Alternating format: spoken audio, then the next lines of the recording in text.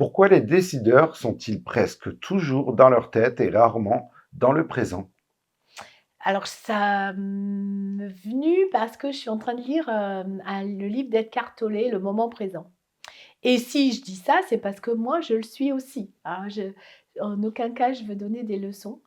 Je suis beaucoup soit dans le passé, soit dans le futur, mais je trouve que c'est difficile d'être dans le moment présent et encore plus, des gens qui ont beaucoup de décisions à prendre, qui ont beaucoup de charge mentale, qui ont beaucoup de dossiers en cours. C'est difficile d'être vraiment, là, présent. Parce qu'il s'en passe beaucoup de choses dans la tête d'un décideur. Et ouais, tu as déjà tous tes dossiers ouverts, hein, tu sais, tous tes sujets, des fois des sujets faciles, des sujets moins faciles. Alors il y a les domaines de ta vie aussi, le domaine, privé, le domaine pro, le domaine financier.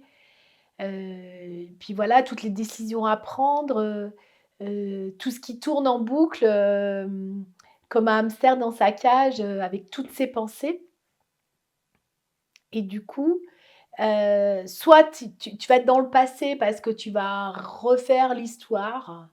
C'est comme quand tu refais le match.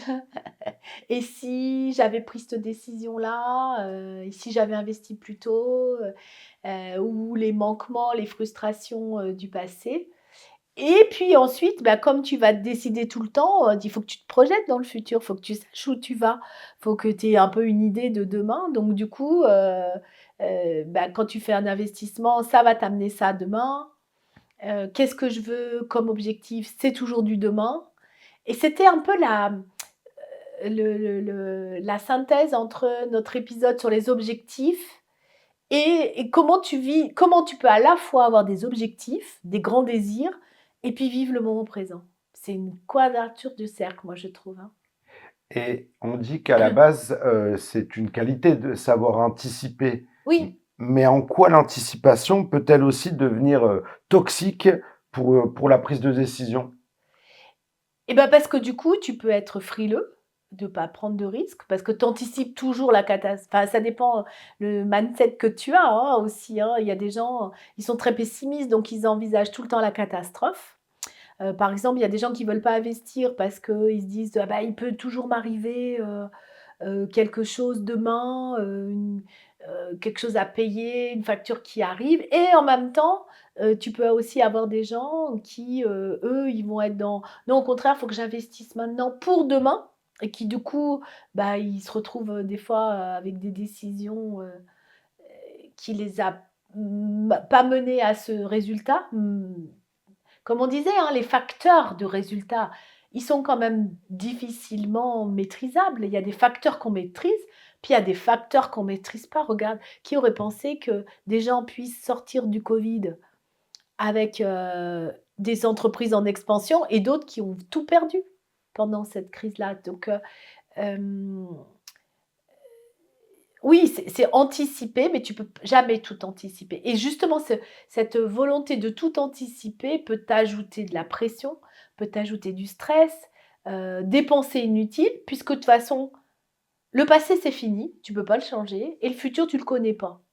Donc c'est un peu, naviguer à vue.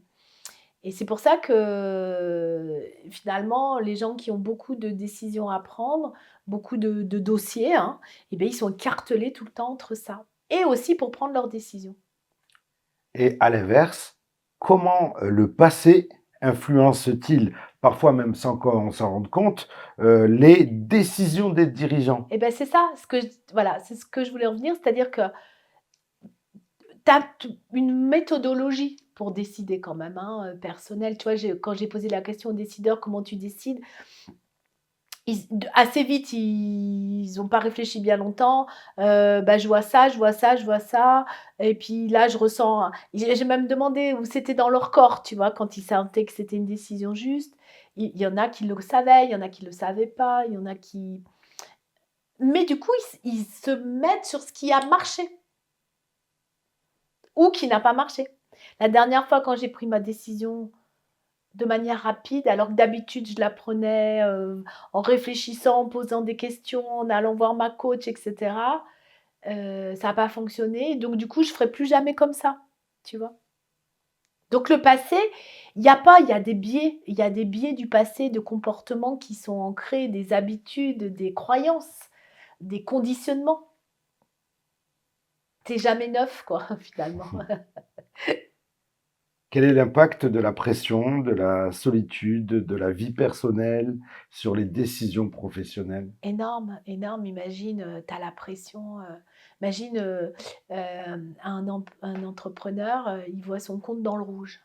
Faut faire quelque chose, tu vois? Et est-ce qu'il va redemander un crédit à la banque?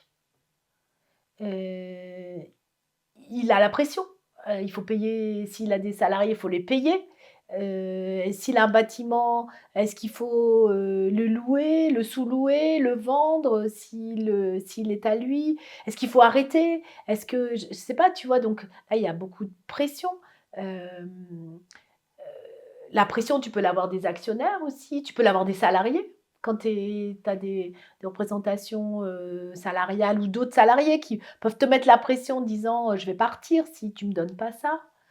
La pression, il peut y en avoir tout le temps quoi. L'urgence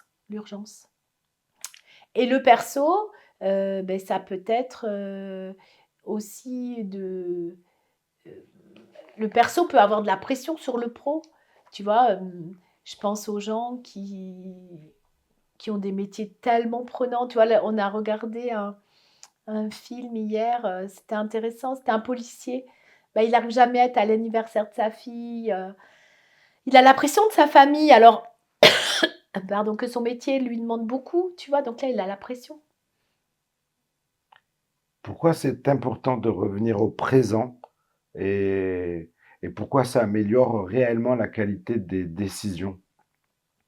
Parce que quand tu reviens dans le présent, déjà, tu reviens, tu lâches un peu la tête, tu reviens là dans le corps. Tu vois, tu ressens. C'est quoi là, ce que je ressens? Et d'ailleurs dans les ressentis, c'est aussi David Laroche qui dit, justement quand on parlait du passé, tu vois? Mais pour que les gens, ils arrivent à revenir dans le présent, mettons un sportif de haut niveau, il a eu une, performance, il lui posait la question: «C'était comment quand tu réussis que tu as réussi ce saut?» Re et donc la personne, elle revient dans peut-être dans un souvenir, mais elle est là dans le moment présent, tu vois? Comment tu respires? Comment comment est ta vue? Quel est ton champ de vision? Comment est son tes battements de ton cœur? Comment est ton souffle? Donc tu es obligé de revenir dans des choses, très corporelles et du coup très maintenant, même si c'est un moment du passé et tu t'éloignes pas, avec la tête, ouais, c'est vraiment ça. Tu es vraiment pas que dans la tête, tu es vraiment dans le corps. Hem Et puis surtout, imagine, tu dis, tout à l'heure on disait, «J'y arriverai un jour», tu sais, ce truc de «j'y arriverai». Donc là, tu es dans le futur. Mais du tout, quand tu y arriverais, ton esprit, pout, il part dans ce «j'y arriverai» et il regarde pas toutes les opportunités peut-être qu'il y a là. Tu vois? C'est toujours: «Quand j'aurai, quand je ferai, quand je serai». Quel outil simple un décideur peut-il utiliser pour décider plus clairement, même sous la pression? C'est de se dire, «C'est quoi que je ressens? C'est quoi mes ressentis? Est-ce que je me sens contractée? Est-ce que je me sens, détendue? Est-ce que je peux me voir? Est-ce que je peux, voir de quelle émotion il s'agit? Est-ce que j'ai peur? Est-ce que je suis en colère? Est-ce que je suis frustrée? Est-ce que c'est chaud? Est-ce que c'est froid?» Là, on parle que de ressenti, tu vois? Et si je pouvais me voir, avec cette vue-là, à 3000 pieds, qu'est-ce que je dirais de moi? Heu et puis peut-être faire du silence, tu vois? Et puis regarder les pensées qui sont là. Tu vois, même si elles sont en bloubi-boulga, ça parlera qu'à ceux qui ont 50 ans.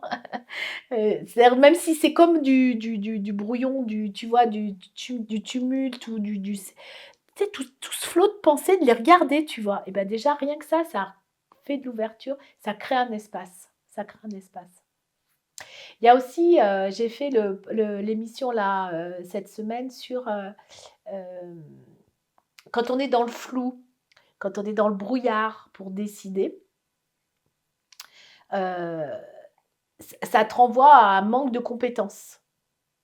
Alors que c'est pas vrai, tu vois ce que je veux dire? C'est juste que là, tu traverses un moment de tumulte, mais tu as juste pas accès à tes ressources à ce moment-là.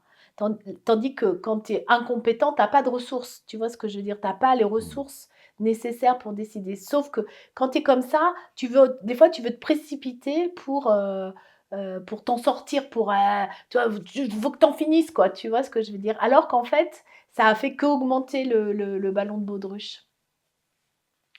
Et s'il n'y avait qu'une chose à retenir pour mieux décider, quelle serait cette chose? Mieux décider dans le moment présent, tu veux dire? Être plus Oui, dans le présent, ouais. Le souffle, ouais, le souffle.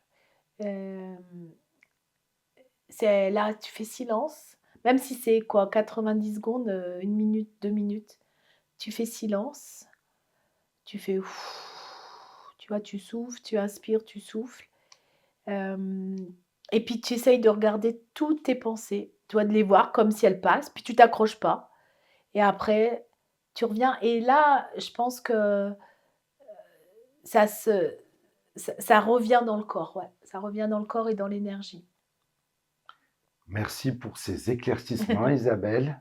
Et j'ai envie de poser la question aux gens, vous, c'est quoi qui fait, la clarté? Qu'est-ce qui vous aiderait à faire la clarté? Parce que moi, je dis que c'est le corps. Il y en a peut-être, ça va être de prendre une marche, tu vois? Peut-être d'autres, ça va être d'aller, courir, écrire, peindre, parce que moi, j'aime le souffle, mais ça serait intéressant de savoir. Comme, tu dis, je lis tous les commentaires. Donc vous pouvez, dire dans les commentaires de cette vidéo Ouais, justement, à vous. ouais, avec plaisir. Merci beaucoup Isabelle. Merci.